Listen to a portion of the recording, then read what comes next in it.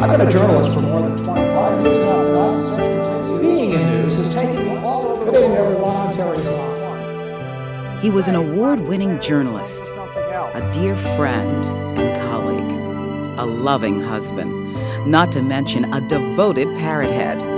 Tonight, a 13 News special, a tribute to Terry Zahn, a celebration of life.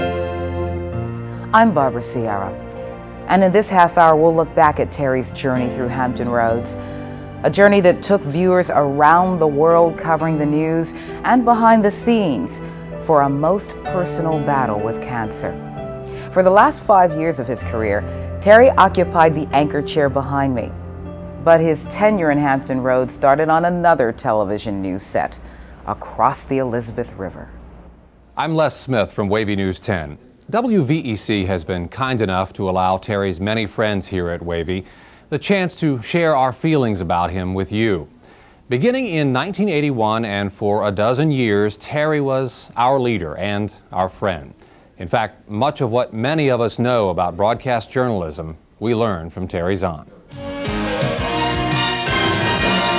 By midday, Terry Zahn is live at the Emergency Services Center in Virginia Beach. Terry, what's the latest? Well, Diana, all sorts of things have been happening here all afternoon. There are some. Terry loved the rush of being on the air when a big story broke. He was an award-winning reporter, including sharing a Best in the Nation award in 1984. Throughout the 80s and early 90s, he brought the news home to us. Out there is the Mediterranean, one step closer to home. That special moment at the end of the Gulf War when the carrier John F. Kennedy, the ship on which Terry once served, came home. About 7½ months after leaving this pier, John F. Kennedy is back. Terry was a teacher. He wouldn't impose himself on you. He would offer some help if you allowed him to. If you asked him for some help, he was there. And he knew his stuff. You know, I was a young kid when I got here 10 years ago, and he was one of my role models. You know, he was an outstanding writer, outstanding journalist. He was a teacher, and the world was his classroom. It is hard to imagine war coming to a land as beautiful as this. He took us places we would never otherwise go. This is Sardinia, and it's a long way from home, both in miles and in lifestyle. This has got to be the darndest place to find a naval air station you've ever seen. The nearest water is hundreds of miles away. This place is nothing but sand and mountains. With all that's happened in the past few months, this could be one of the best Christmases ever on this planet.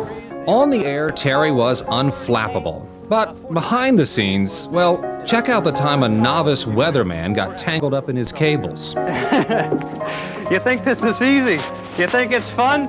Terry was the kind of person you'd want on the air at important moments in the news, and right next to you at the important moments in your own life. He spoke at my wedding. I mean, he read scripture at my wedding. And not just because I had access to this wonderful voice or anything else, but because he's my friend. He was my friend. The best thing I remember about Terry was how he used to cook all the time. Terry had to be like the greatest cook. He was like a gourmet chef, and he would cook and he would bring food in here for all of us. He's a man that walks softly through the world, but leaves deep footprints in your heart, I think. A low-level bombing run, screaming along at 500 miles per hour, 200 feet above the desert. We'll remember Terry climbing into the cockpit of a jet, setting off on an adventure, and taking us along, streaming toward the heavens. Our loss is heaven's gain.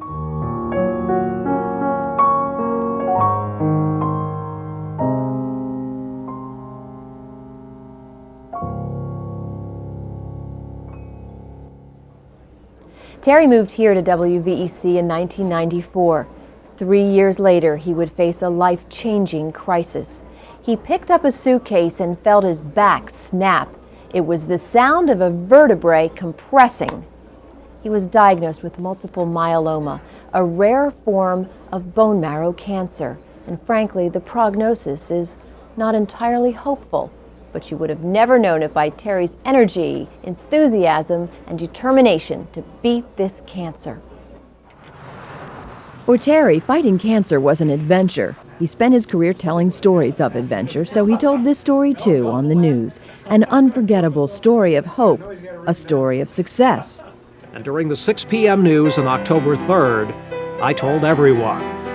And the good news is they can't find any cancer cells to count, which means that after only one of the 2 scheduled treatments, I basically have beaten it.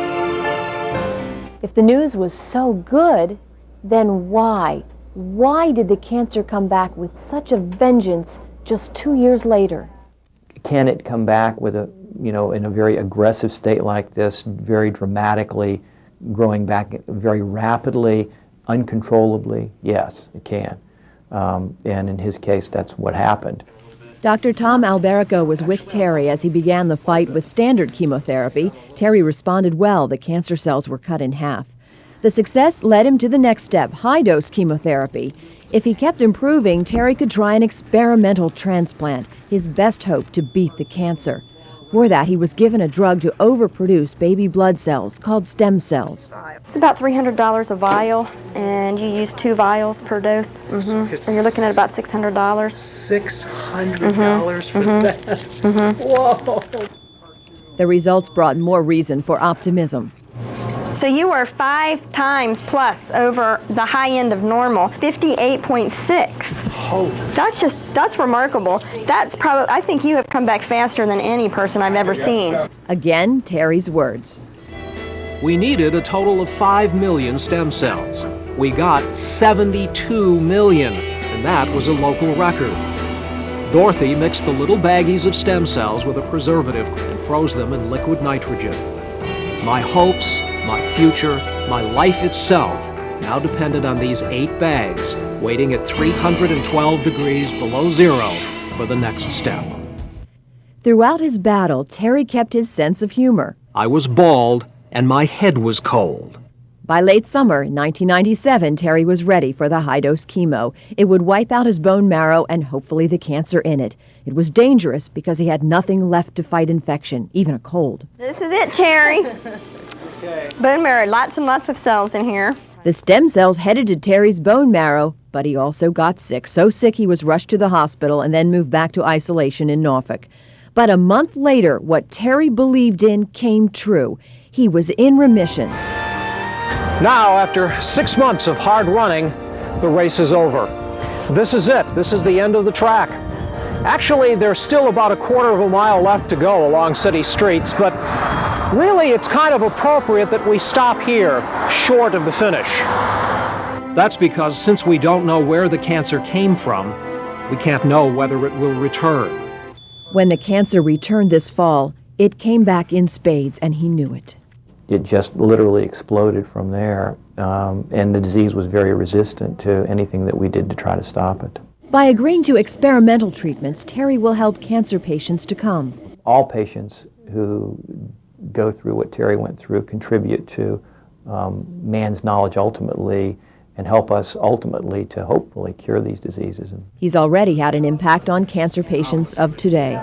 Cancer makes people feel alone sometimes, and it makes them feel by themselves and walled up, isolated.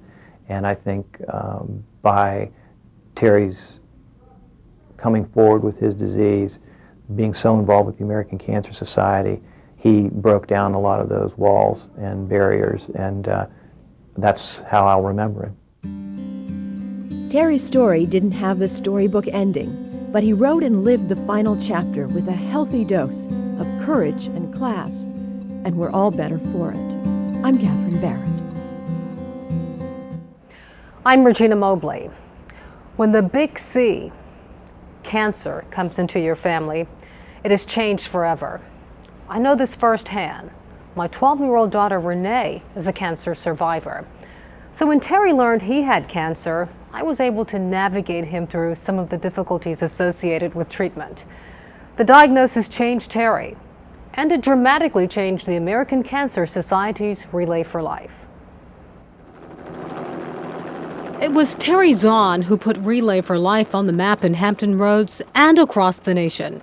In 1998, Hampton Roads hosted the most successful relay ever, raising more than $1 million for cancer research. That was the year after Terry had been diagnosed with a rare cancer. But Terry's involvement in Relay began in 1993, long before the diagnosis. As a member of the promotions committee and the board of directors, Terry constantly pushed for a bigger relay. And of course there's Terry Zahn, you know, and you're thinking, great, he's loaned his name to this cause. And we've seen that before, you know, people lend their names.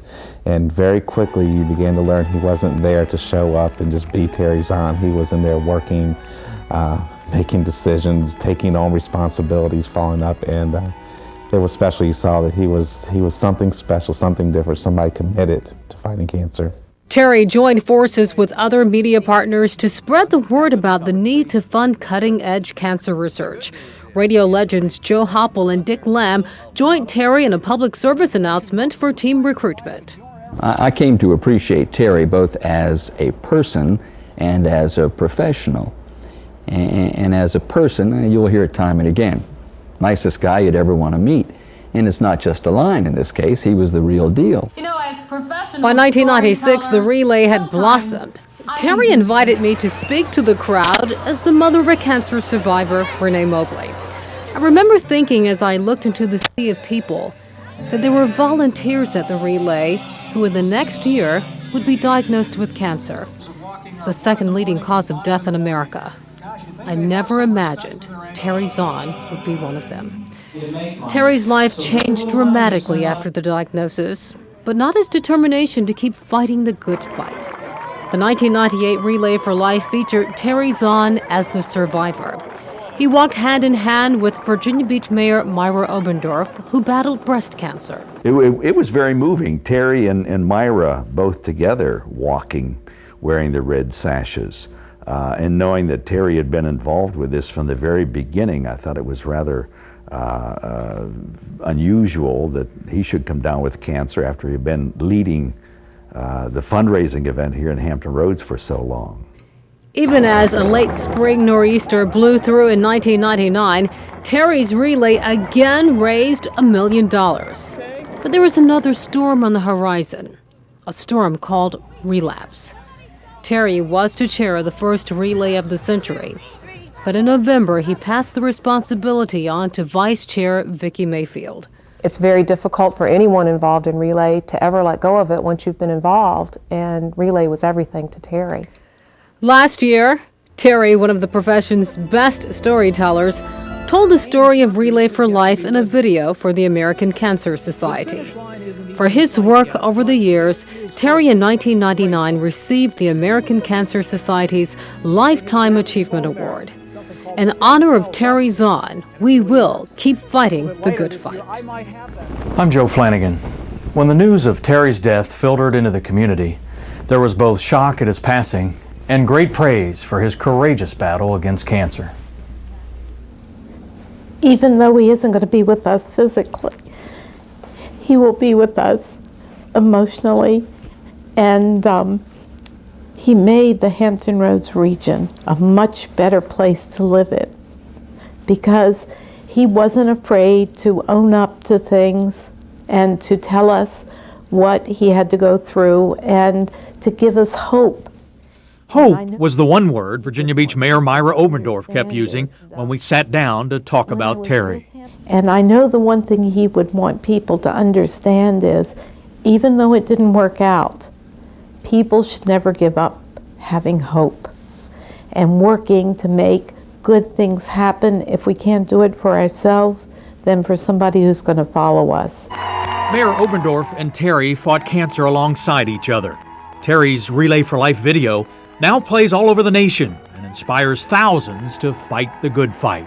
And in that video, he said that he stared the beast in the eye and made it blank. And now it's up to the rest of us to continue that courageous fight, the fight that he fought, and we will do that in his honor. Photographer Jim Doe teamed up with Terry on his first assignment when his cancer went into remission. Their trip with the Coast Guard's iceberg hunters in Newfoundland was one Jim will never forget. It was amazing. He was absolutely the best reporter, best writer, and the best person that I'd ever had the pleasure of working with. Jim was also the last photographer to work on a series with Terry. By the time they got airborne with the Coast Guard again out of Elizabeth City, Terry's excitement was obvious. He had told me that he liked being a reporter more than he liked being an anchor, which is amazing. He said, you know, you have to go where you're needed the most, which he felt was in the anchor chair. But he was so happy and excited when he got out there. You couldn't stop him. He was running around with a microphone. He was putting it, you know, he was climbing up onto airplanes with this thing, and he was never as happy as when he was out there.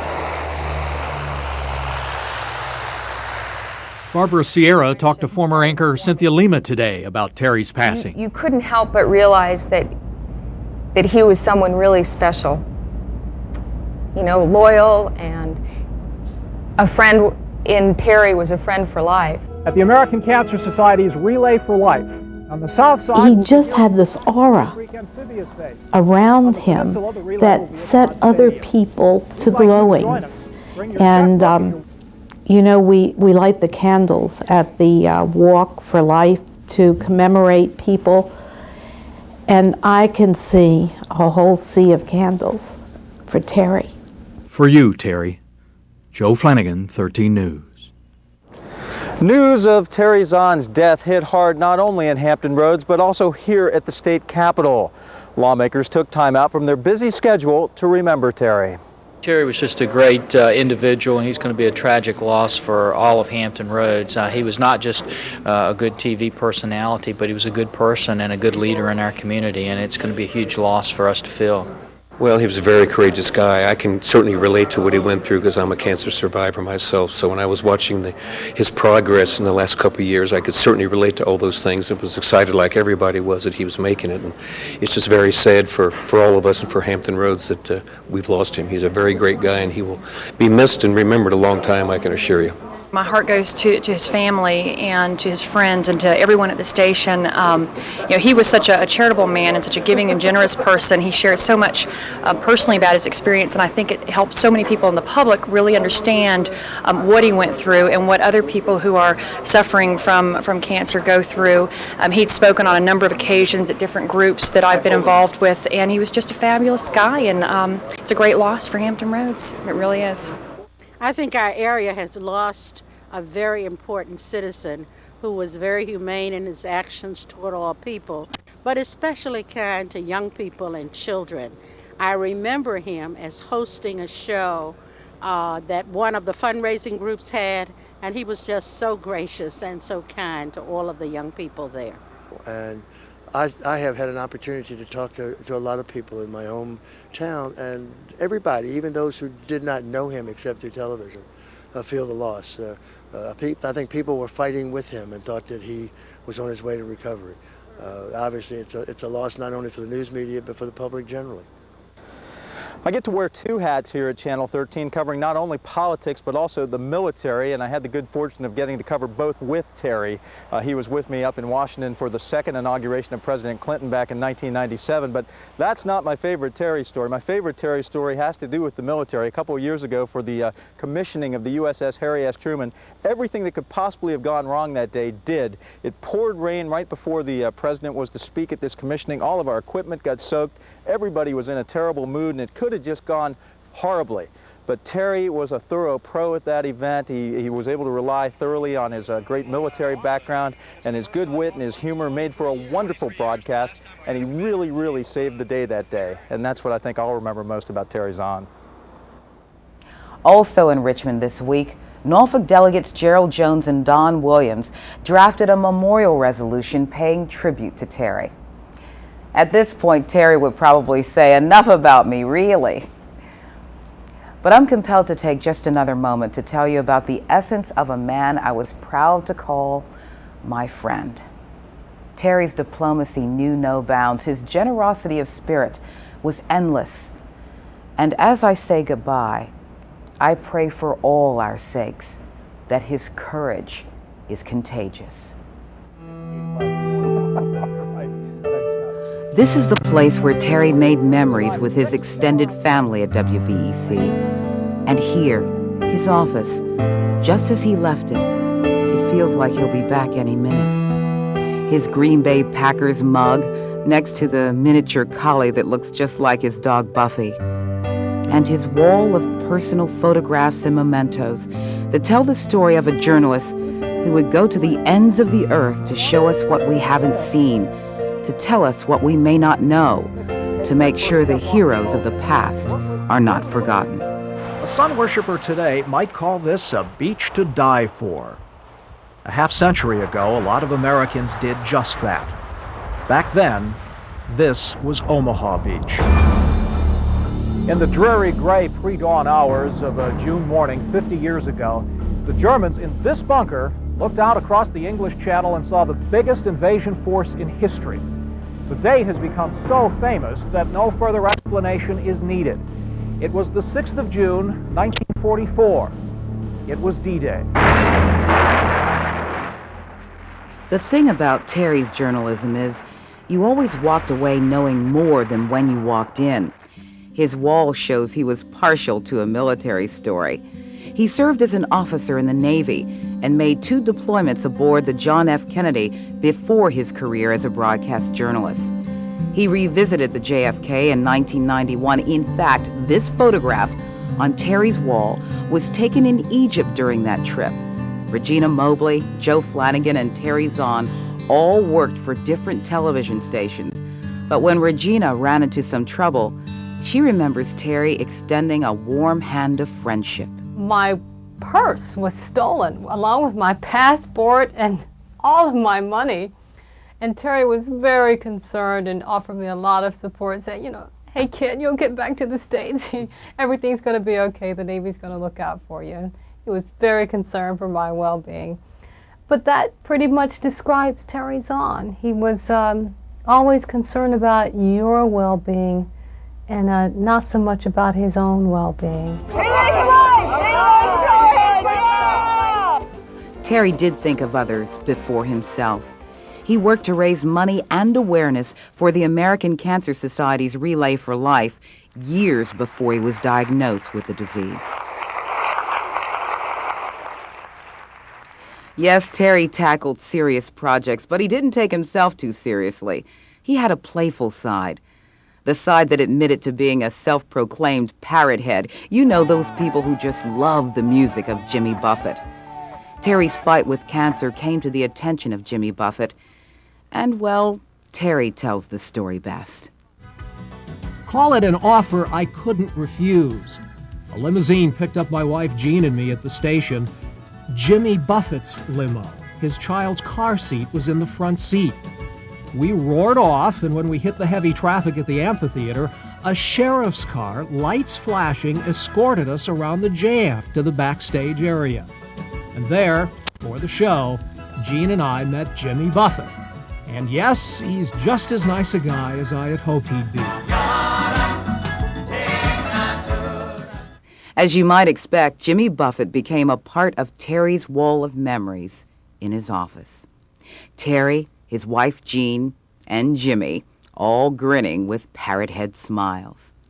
If you scan the wall, you'll also see Terry and me back in 1985, covering Hurricane Gloria at the Emergency Operations Center as the storm approached Virginia Beach.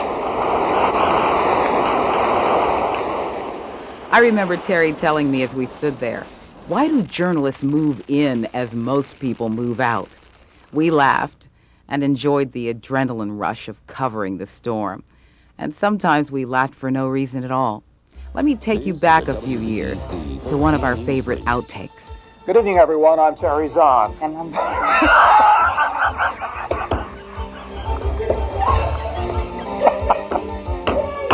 What are we doing? I wasn't even going to laugh. All of a sudden, it just started.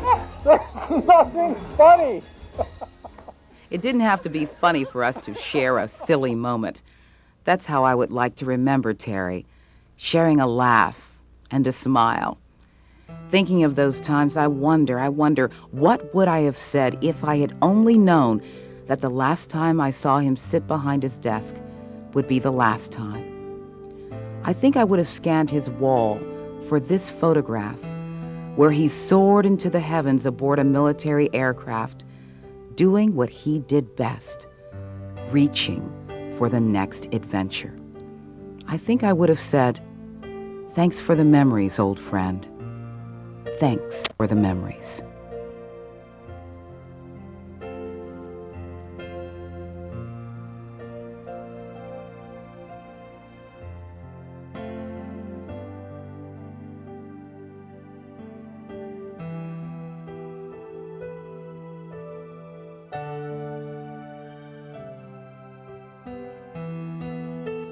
I came back here by choice.